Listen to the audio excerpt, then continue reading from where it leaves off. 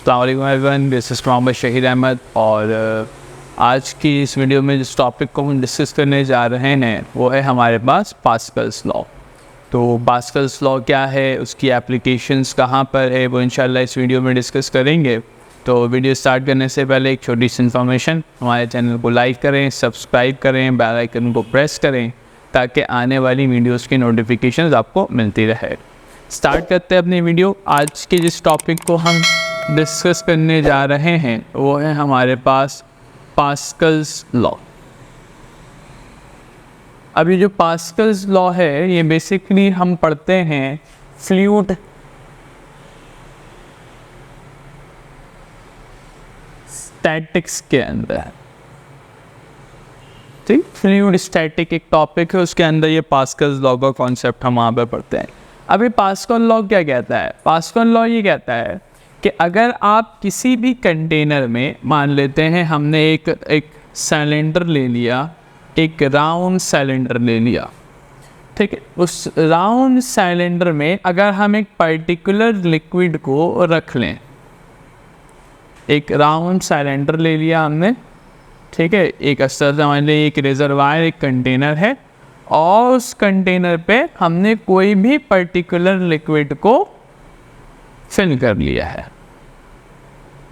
अब हम ये काम करते हैं कि इस राउंड रिजर्वायर से कुछ पिस्टन्स, कुछ आउटलेट्स निकाल देते हैं। एक आउटलेट्स यहाँ पर, कुछ आउटलेट्स यहाँ से निकाल दिया मैंने ताकि पानी जहाँ से फ्लो हो सके, ठीक है, और कुछ आउटलेट्स यहाँ पर दिखा दिया, कुछ आउटलेट्स आप यहाँ पर लगा दें, और कुछ यहाँ पर हमने आउटलेट्स लगा दिए। और इन आउटलेट्स को क्लोज करने के लिए यहाँ पे मैंने पिस्टन लगा दिया, that is a movable piston. ये जो हमें नज़र आ रहा है ये क्या है हमारा? ये है मूवेबल पिस्टन। तो यहाँ पे भी हम मूवेबल पिस्टन्स लगा लेते हैं, यहाँ पे भी हम मूवेबल पिस्टन्स लगा लेते हैं, और यहाँ पे भी हम मूवेबल पिस्टन्स लगा लेते हैं। अब किसी भी एक पिस्टन के थ्रू, अगर किसी भी एक पिस्टन के थ्रू हम इस रिजर्वायर में अगर फोर्स लगाएंगे, अगर हमने इस पर क्या एक्सर्ट किया, फोर्स, तो ये फोर्स जो हम एक पिस्टन लगा रहे हैं, लेट्स सपोज पिस्टन को हम मान लेते हैं, इस सिलेंडर को मान लेते हैं A1, ये क्या है हमारे पास A2, ये है हमारे पास A3, ये है हमारे पास A4, ये है हमारे पास A5। तो किसी भी फ्लूइड पर अगर आप फोर्स एग्जिट कर रहे हैं किसी भी सिलेंडर से, ज़रूरी नहीं है वो A1 से हो या A2 से हो, A3 से हो, किसी भी पिस्टन से, जैसे यहाँ पे हमने ये सिनेरियो रख लिया कि हम जो फ्लूइड पर फोर्स लगा रहे हैं वो A1 पिस्टन से है। तो ये जो फोर्स है, ये फोर्स पर यूनिट एरिया, अगर आप इसको देखेंगे तो ये क्या है? Force per unit area. तो इस पिस्टन पर अगर मैं फोर्स लगाऊं और इस पिस्टन का कोई एरिया हो जाए तो हम कहेंगे कि यहाँ पे क्या जनरेट हुआ? प्रेशर जनरेट हुआ। अब ये जो पिस्टन A1 पर प्रेशर P जनरेट हुआ है ना, P प्रेशर, वो इक्वली ट्रांसमिट होगा तमाम तर डायरेक्शन में। मिसाल के तौर पर तमाम तर डायरेक्शन का मतलब ये कह लेते हैं कि अगर ये P1, अगर मैं इस पिस्टन पे जाऊँ ना, क्योंकि लिक्विड का प्रेशर आगे ट्रांसमिट हो रहा है, तो ये जो आपको एरो नज़र आ रहा है ये क्या है हमारे पास? ये है बेसिकली प्रेशर ट्रांसमिटेड। ये प्रेशर ट्रांसमिट हो रहा है थ्रू आउट द लिक्विड। अभी जो P प्रेशर A1 पे बना था वही P प्रेशर A2 पर पहुंचेगा, वही P प्रेशर A5 पर पहुंचेगा, वही P प्रेशर A4 पर पहुंचेगा, और वही P प्रेशर A3 पर पहुंचेगा। एंड द ट्रांसमिटेड प्रेशर जो ट्रांसमिटेड होगा वो कैसा होगा? इक्वली होगा। कहीं पे भी ऐसा नहीं है कि यहाँ पर प्रेशर ज़्यादा हो, यहाँ पर प्रेशर कम हो, यहाँ प्रेशर और कम हो, नहीं। ये जो एक्सर्टेड प्रेशर हमने लगाया है P, यही P हर जगह ट्रांसमिटेड होगा। यानी इस पिस्टन पर भी प्रेशर क्या जनरेट होगा? P। A2 पर भी प्रेशर क्या जनरेट होगा? P। A3 पर भी प्रेशर क्या जनरेट होगा? P। A4 पर भी प्रेशर क्या जनरेट होगा? P। यानी पास्कल्स लॉ हमें ये बताता है कि अगर हमारे पास एक फ्लूइड है और उस फ्लूइड पर हम कोई एक्सटर्नल फोर्स लगाते हैं तो उस पर्टिकुलर एरिया पे क्या जनरेट होता है? प्रेशर। और उस फ्लूइड पे लगने वाला या इस फ्लूइड पे बनने वाला जो प्रेशर है वो तमाम डायरेक्शन में क्या होगा, इक्वली ट्रांसमिट होगा। यानी वो प्रेशर A1 पे बनने वाला जो प्रेशर है वो जब A2 पर पहुंचेगा तो उसकी वैल्यू भी P रहने वाली है। मिसाल के तौर पर हम मान लेते हैं इस प्रेशर की वैल्यू है हमारे पास 5 पास्कल्स। तो जब मैं यहाँ पे A2 का प्रेशर कैलकुलेट करूँगा तो ये भी 5 पास्कल हमारे पास आएगा। जब मैं A3 पर प्रेशर कैलकुलेट करूँगा ना तो ये भी मेरे पास 5 पास्कल कैलकुलेट आएगा या नोटेड आएगा। इस तरह A4 का प्रेशर भी क्या आएगा मेरे पास 5 पास्कल, A5 पर भी प्रेशर क्या आएगा 5 पास्कल। तो हमने ये देखा है एक्सपेरिमेंटली कि जब भी किसी लिक्विड पर हम एक्सटर्नल फोर्स लगाते हैं जिससे उस लिक्विड पर क्या जनरेट होता है, प्रेशर, वो pressure through out the liquid जो उस कंटेनर में मौजूद है वो इक्वली ट्रांसमिटेड होती है हर डायरेक्शन में। आप अगर यहाँ पे भी प्रेशर कैलकुलेट करेंगे ना इस पॉइंट पर जिसको मैंने शेड किया है, इधर भी प्रेशर कितना बनेगा 5 पास्कल का ही बनेगा। तो लिक्विड में जहाँ कहीं पे भी ये प्रेशर ट्रांसमिट होगा वो इक्वली ट्रांसमिट होगा।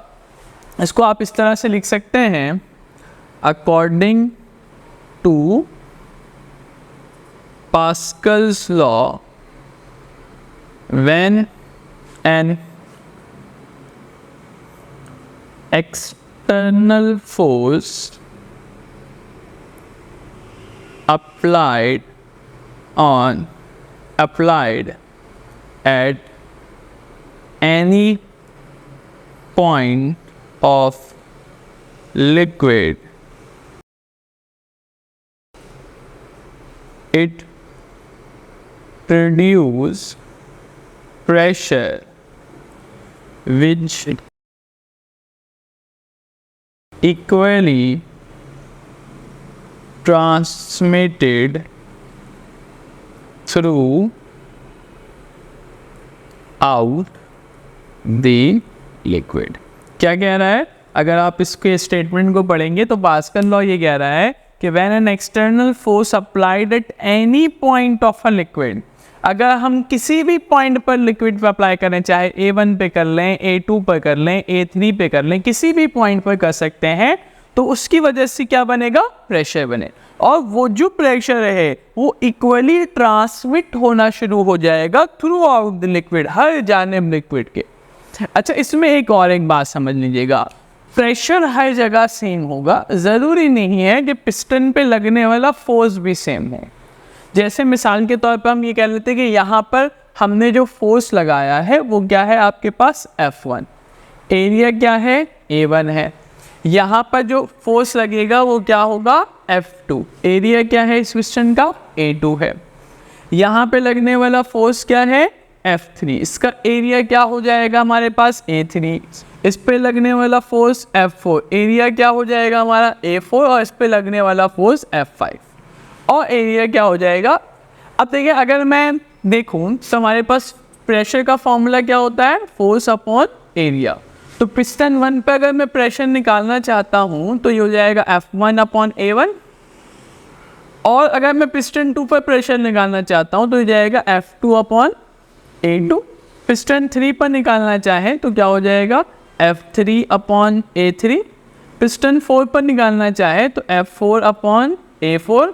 पिस्टन 5 पर निकालना चाहे तो F5 अपॉन A5। तो देखिए, अगर मैंने ये 5 प्रेशर के फॉर्मूलाज लिखे हैं तो इनमें हर जगह मैंने क्या लिखा है P। दैट मीन्स चाहे आप पिस्टन 1 की बात करें, पिस्टन 2 की बात करें, 3 की बात करें, 4 की बात करें या 5 की बात करें, pressure through out the pistons क्या है, सेम है। मगर देखिए, हर तरफ लगने वाला फोर्स क्या लिखा मैंने, चेंज लिखा, सबको F नहीं किया, मैंने कहा F1, F2, F3, F4, F5। तो ज़रूरी नहीं है कि फोर्स भी सेम हो, फोर्स डिफरेंट भी हो सकता है। बेसिकली ये जो फोर्स है ना पिस्टन पे लगने वाला फोर्स, ये डिपेंड करेगा किसके ऊपर, एरिया के ऊपर, एरिया ऑफ पिस्टन के ऊपर।